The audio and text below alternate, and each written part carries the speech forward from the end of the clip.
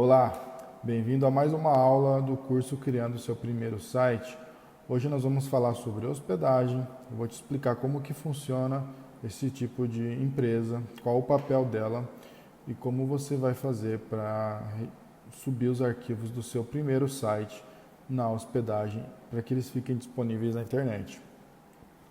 Bom, como você pode ver aqui na minha tela, eu tenho aqui um desenho rápido que eu vou procurar te ilustrar como isso funciona. Na esquerda aqui, então, eu tenho um computadorzinho representando o seu computador, seu browser, seu navegador de internet, vamos pensar assim. E na direita, um computador aqui mais robusto, que seria um servidor, que seria a hospedagem, tá? Deixa eu colocar aqui em cima um texto, o servidor da hospedagem e aqui então seu computador, para você procurar entender esse conceito. O que acontece? Quando você vai no seu computador, no seu browser, navegador de internet e digita www.google.com, o que acontece? O seu computador vai enviar uma requisição para a internet que ele quer acessar aquele site, tá?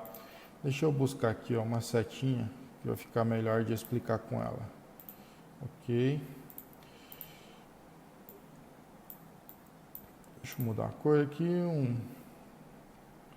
pode ser um laranjado aqui. Ok. Tá? Então,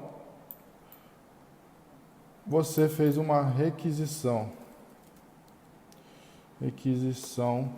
para acessar um site, certo? O seu computador enviou essa requisição para a internet. Um serviço na internet que a gente conhece como DNS, mas aí já é um assunto muito técnico que não é o objetivo dessa aula, tá? Só para você entender rapidinho. O DNS vai identificar em qual localização do servidor que representa aquele site, www.google.com, por exemplo. Localizando isso, o seu navegador, o seu computador, vai ir até o endereço desse servidor para baixar os arquivos desse site. Então, quando ele faz isso, ele mandou uma requisição para o servidor. O que esse servidor vai fazer? Ele vai devolver, vamos colocar com outra cor aqui,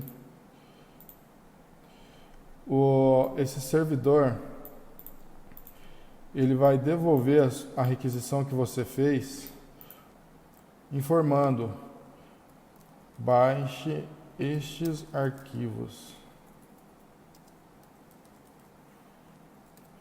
tá?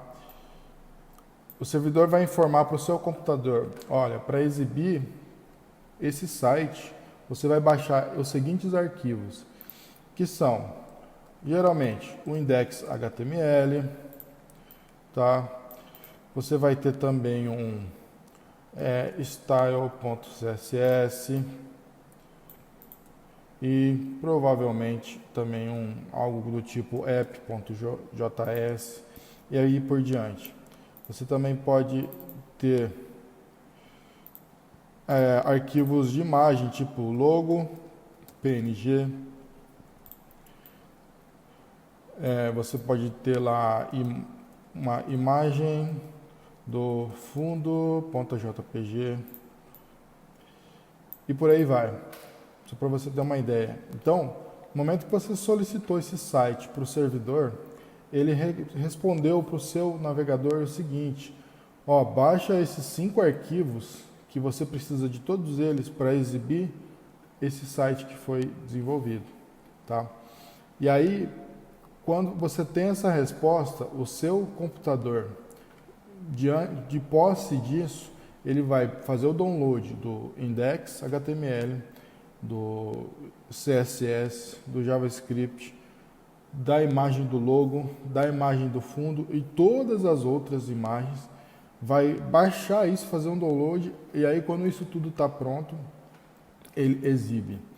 Esse site que a gente está acessando aqui, ó, que é um software online para você fazer design, que é muito bom, inclusive, ó, canva.com, fica a dica já. É um site, é um aplicativo, só que é um site.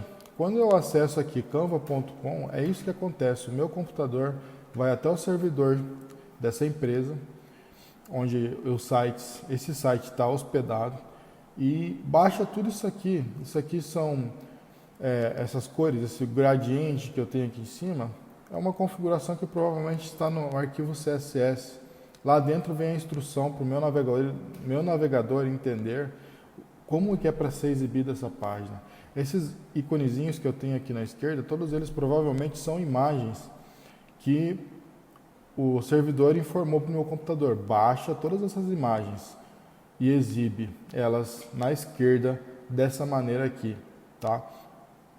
Aí você pode pensar, Facebook, Instagram, quando você acessa o Facebook no seu computador ou até pelo seu celular, o que está acontecendo é exatamente isso. O seu computador está indo lá no servidor do Facebook e o Facebook informa, ó, para esse acesso que você está me pedindo, baixa esses arquivos aqui. E aí vai vir aquele monte de imagem, aquele monte de texto, vai baixar tudo e vai exibir no seu computador. E à medida que você vai rolando a página, ele vai solicitando mais para o servidor e vai baixando mais. Até por uma questão de otimização. Se ele não fizesse isso, ficaria muito pesado para trazer tudo de uma vez. Mas enfim, já é um assunto um pouco mais técnico. Mas o que eu quero que você entenda aqui nessa aula, deixa eu botar aqui em tela grande. Eu quero que você entenda nessa aula essa imagem. Que o seu computador, quando você abre um site, ele faz uma requisição para um servidor na internet. Esse servidor responde quais arquivos o meu computador deve baixar. E em posse disso, o meu computador baixa todos esses arquivos, faz o download e monta o HTML para ser exibido, tá certo? E aí, o papel da hospedagem de sites é exatamente essa parte de hospedar o servidor aqui. Empresas de hospedagem, elas são especializadas nisso. Elas possuem a gente chama de um parque de computadores, um parque tecnológico. Imagine um local gigante, cheio de computadores. Isso basicamente é uma empresa de hospedagem. Eles compram um monte de computadores bons, muito potentes, instalam, deixam eles lá funcionando e vendem para você um acesso para que você possa ir lá e usar esse computador para salvar os arquivos do seu site. Então, quando você vai lá e desenvolve o seu site, esses arquivos aqui que você fez, o meu logo, o HTML, o CSS, você vai lá e guarda nesse computador da hospedagem.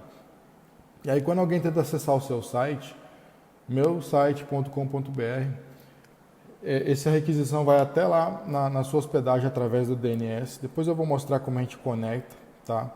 O domínio que você comprou com a hospedagem. Você já vai entender na próxima aula. E aí ele vai lá nessa hospedagem e ela fala, ó, os arquivos para esse site estão aqui. Vou mostrar onde que está aquele arquivo, em qual servidor, qual computador que ela possui lá que está com esses arquivos salvos. E aí o meu computador vai lá e baixa os arquivos de lá e exibe, tá? Então é aí que entra o papel da hospedagem. E na próxima aula eu vou te mostrar duas opções de hospedagens brasileiras que eu já usei, que eu gosto e que eu indico para você começar o seu primeiro site, mas existem inúmeras outras também que você pode experimentar depois. Só que para essa aula, na próxima aula eu vou te mostrar duas opções. Te vejo na próxima aula.